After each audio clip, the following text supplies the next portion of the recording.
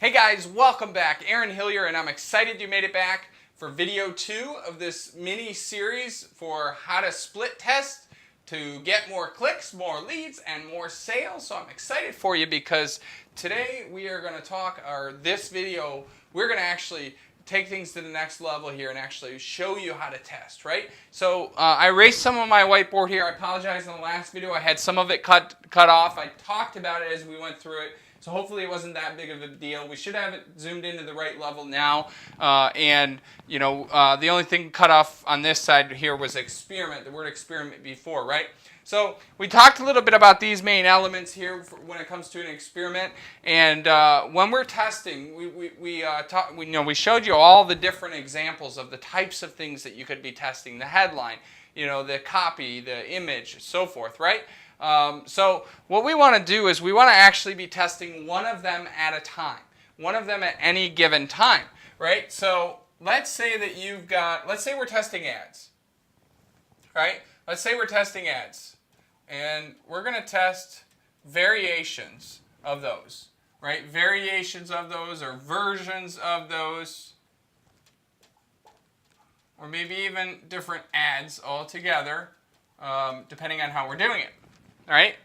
The best way to do it is to test the same ad but alter only one element, right? Only one element. So out of all those things you saw, the headline, so forth, we're altering only one of them, right? So let's say that we're doing Facebook ads, and we've got ad 1, ad 2, and we'll even use ad 3. Now, early on, I talked to you about split testing versus A/B testing. And then a lot of times A/B testing is actually used improperly. It's not a huge deal. But this is not A/B testing because we have 3 different versions, not 2. We're not doing A versus B. We're actually doing A versus B versus C, which is why I prefer to use the name split testing, because we are splitting a test. We're testing different versions of the same thing. So in this case, we're going to go ahead and we've got 3 different ads, right? So this is our image, our headline, some ad copy, and I'm just showing you little dots, right? And then let's say this is a URL, HTTP, blah, blah, blah. And now you have the ability to actually add call to action buttons in Facebook ads, right? Download now and things like that. All right, so we've actually got our ad in 3 different versions of that ad.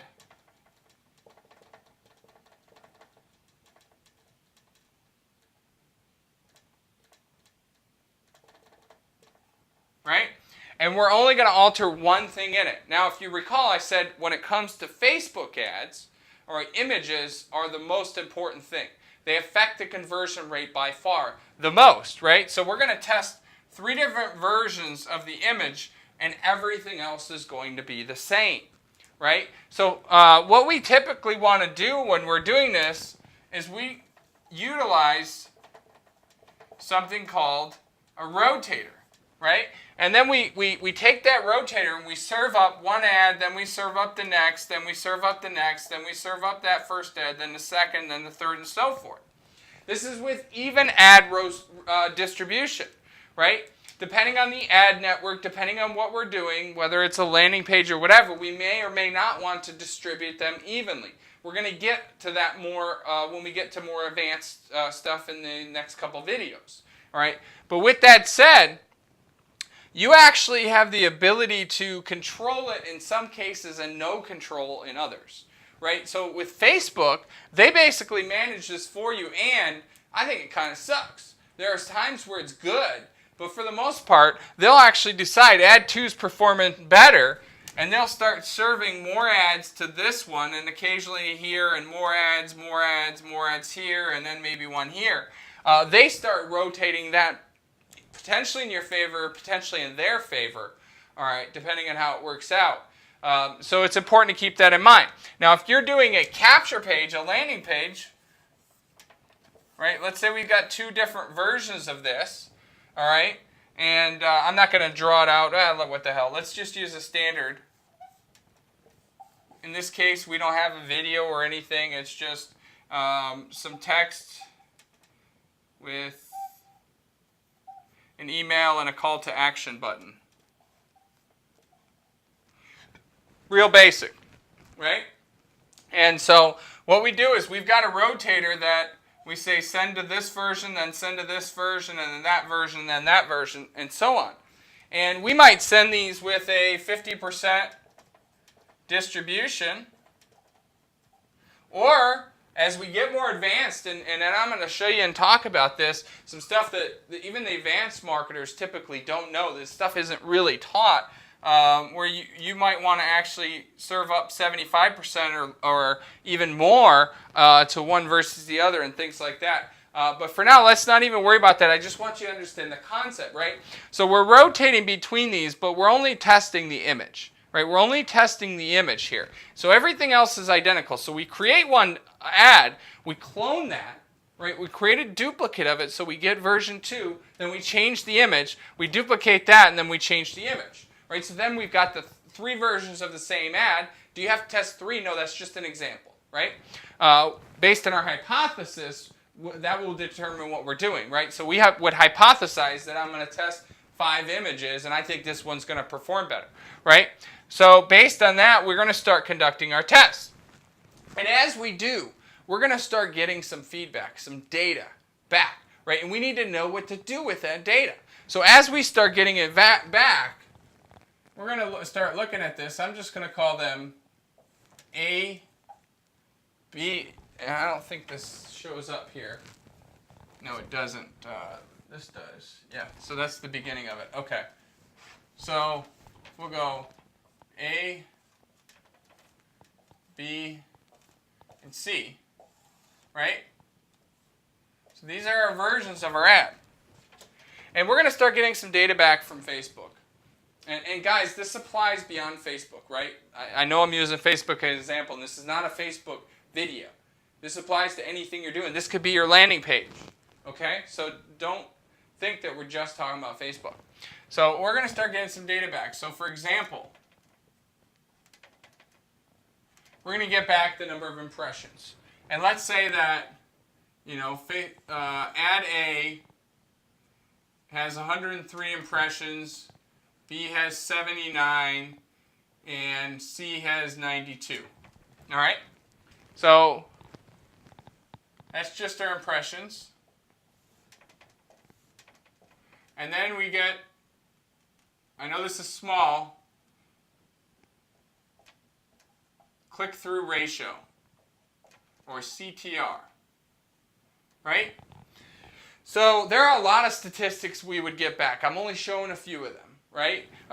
You might want to actually be measuring the engagement, the number of likes you get, and so forth. Again, this is just an example, guys. All right, so we might get the click-through ratio, and then what is the click-through ratio? The click-through ratio is the number of clicks divided by the number of impressions, right? The number of times somebody clicked on that ad versus the number of times somebody saw it, right? So if we have 103 here and we got 4 clicks, it would be like, I'm not calculating this exactly, right? It'd be like 3.8% or 3.9% because it's just under 4. If we had 4 clicks, 100 impressions would be 4, right? Something like that.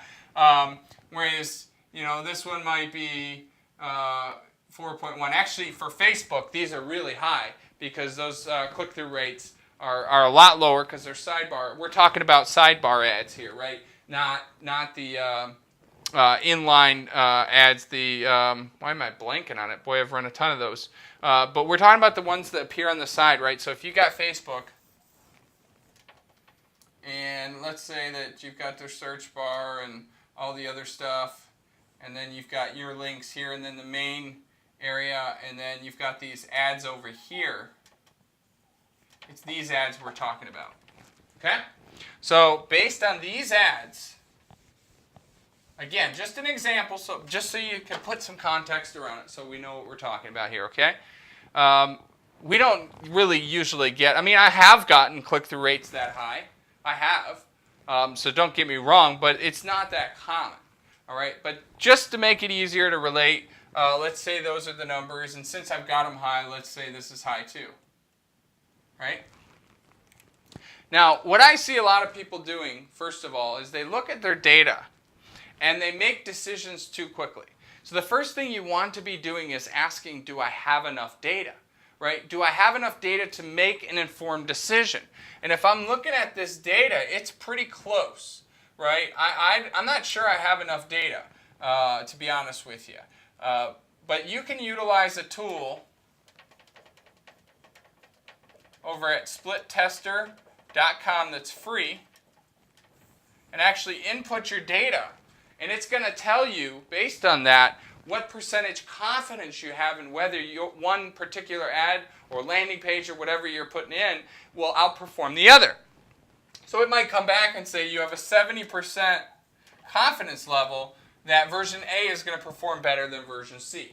Right? You could do the same thing A against C and B against C if you want it. Right? So, and that's essentially how it works. Now, guys, if you're using this tool, all right, I would not make a decision until you get to 90-95% confidence level.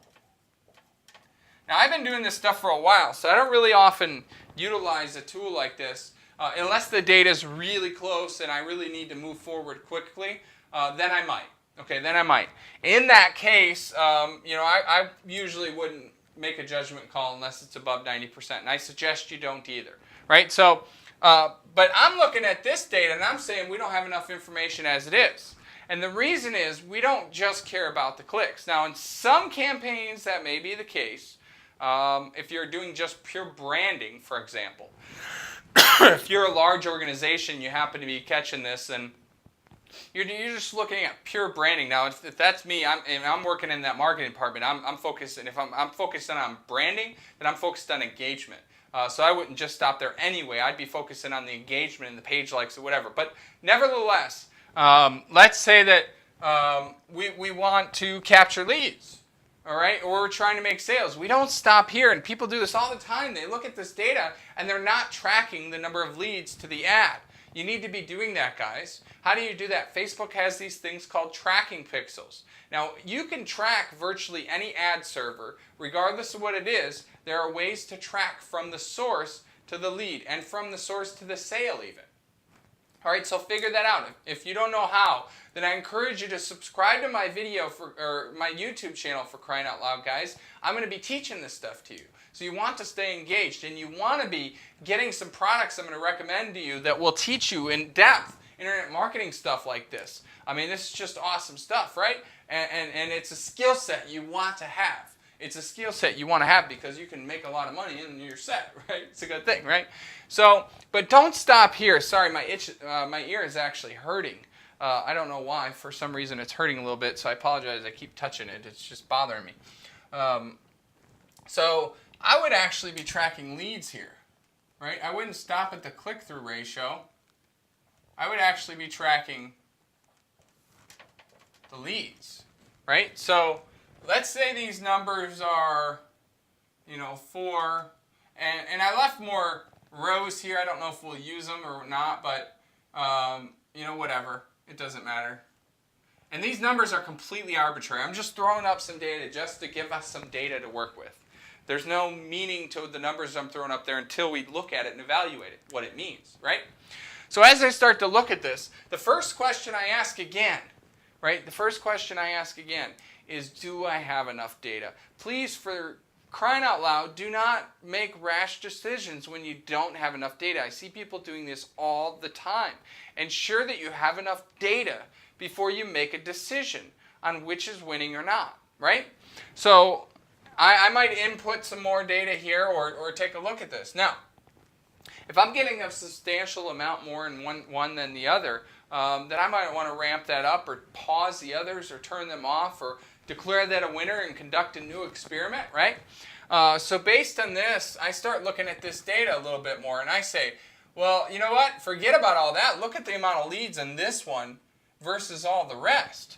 I'm liking this one, right? I'm liking version C when I look at leads, right? Even though the click-through rate is the lowest of all of them, and the number of impressions is the lowest. Now, that just happened to be the case for my data. But if that's the case, then guys, I don't really care about this click-through ratio as long as as long as my cost per lead is good, right? So let me actually do this. You know what? I'm not even sure we'll use these. If we do, I'll draw those lines. Okay? So in this case, let's say my cost per lead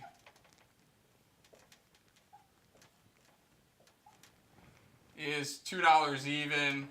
In this one, it's $2.50.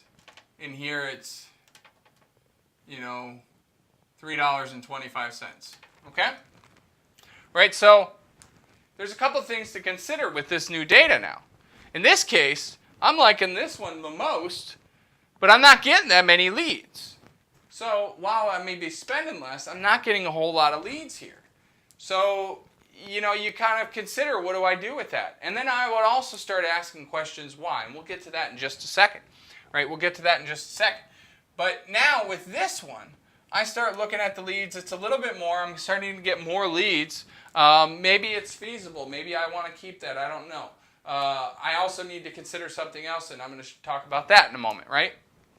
With this one, I've got a cost of lead of $3.25, substantially more. I mean, that's $1.25 per lead more than this one, even though I'm getting a lot more leads.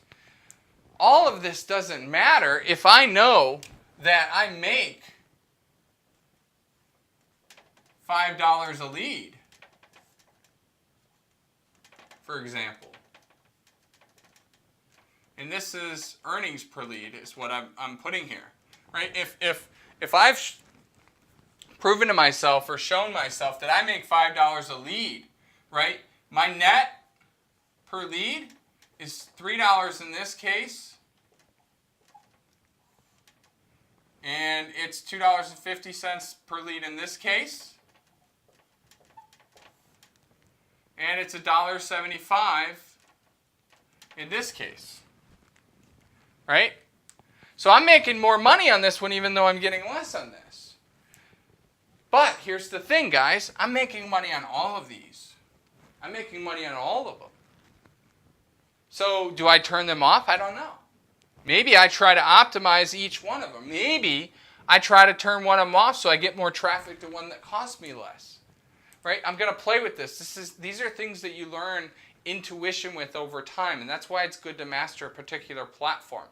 Right? So you start to learn these things for that platform.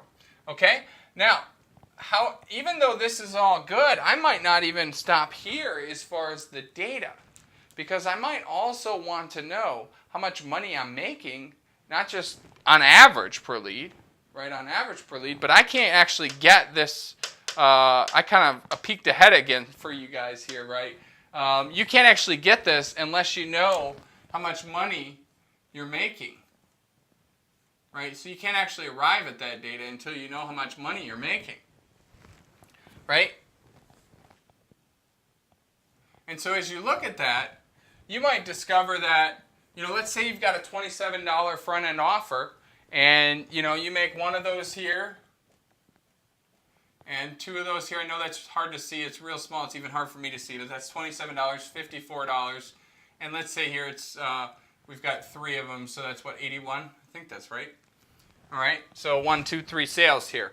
All right, so even though this is costing me more per lead, actually in that case, let's forget about the math, right? I divide the math that I have here, I mean, these numbers. You divide the actual number of leads divided by the amount of money you've made, and you get your cost per lead, right? So I'd actually be looking at the cost per lead with the money. But also understand something, guys. This data here is focusing on the moment. It's usually initially. Whereas a lead is long-term, right? As I get leads, I'm looking to help them long-term. I'm looking to make revenue from them long-term, right? So this data may reflect now, but understand a lead, as you get more and more leads, there's long-term value of that. So we want to start looking at things like customer lifetime value too. And how many customers am I acquiring? And things like that, guys. So this can get crazy complicated, but I want to simplify it for you. Focus on the hypothesis. Focus on testing one thing. Focus on testing an image, for example. Make sure you know what you're doing before you make a decision on which one wins. Use a tool like Split Tester. All right, there's a lot of data here, and there's even more that you'll see, but take one step at a time. You can learn this. Anybody can do this. I'm showing you a lot of stuff, but when you look at it at its most basic level, all we've done is given you some examples of what to test and showed you even where to start. Right, we showed you where to start in video 1.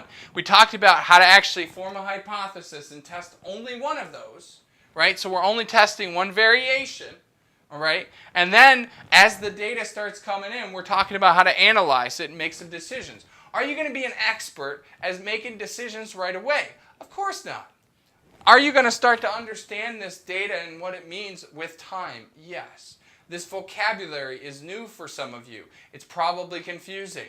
That's okay. Watch this video again. Watch it a third time. Watch it 10 times, right? Because anytime you learn something new, especially when there's new vocabulary, it's going to seem more complicated than it is. Trust me, this is not as complicated as it may look if you're seeing it for the first time. There's a lot of numbers and a lot of data here, all right? So it may seem complicated, but it really isn't.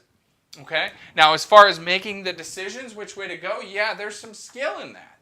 But again, everything you do, everything you learn is feedback, so you're going to improve and get better and better. And I think it's fun. I mean, it truly is an experiment, right? You're conducting a scientific experiment, which means as you learn and get better, you can actually start to predict what will happen, you can actually start to calculate what's going to happen, and you can actually start to scientifically increase your conversions and scientifically make more and more money. This is good stuff, guys. So I'm going to end video 2 here. We'll come back for video 3 and dig into this a little bit more, and we'll see you there. But before we do, I want to encourage you guys, I already have, but I really want to encourage you not only to subscribe to my YouTube channel, but also find me on Facebook, Aaron Hillier, all right, Aaron Hillier, Hillyer. Tell me what kind of value you're getting from these videos, what questions you have. Reach out to me. Just say, hey, I hope you're getting some value from this, because I'm digging in and I'm spending a lot of time here with you guys because I just really want to help you out. So